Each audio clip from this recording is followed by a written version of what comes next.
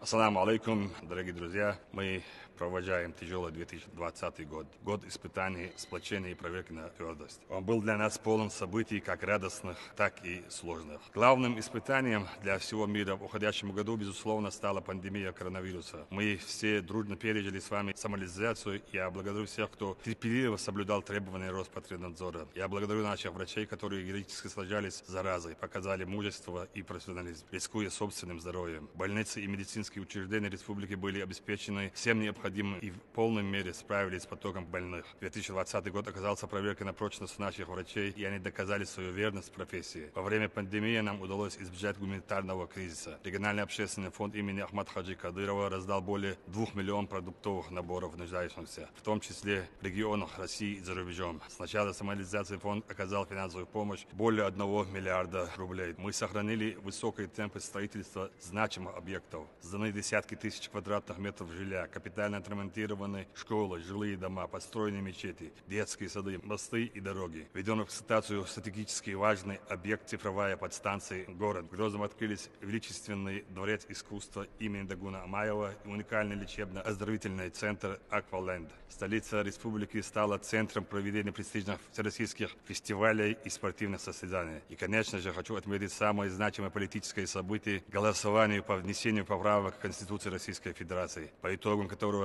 с подавляющим количеством голосов были одобрены изменения в основной закон нашего государства. Наш народ также вместе со всей страной определился с будущим, когда активно поддержал поправки. Это говорит о том, что чеченское общество в первых рядах принимает участие в важных общероссийских процессах и показывает твердую поддержку политики нашего национального лидера. Все наши успехи и достижения в 2020 стали возможны благодаря сплоченности народа вокруг одной идеи и одного единственного верного пути первого президента Героя России Ахмада Хаджи Кадырова. Благодаря единству, идеалах и целях мы можем добиться высоких результатов. И 2020 год нам показал это. Хочу пожелать, чтобы в новом году разрешились все трудности, стали свободными границы между странами, люди смогли обнимать своих близких и пожимать друг другу руки без боязни подхватить инфекцию. Нас впереди ожидают еще более яркие успехи и достижения. Желаю всем жителям республики счастья, благополучия и мирного неба над головой. С Новым годом!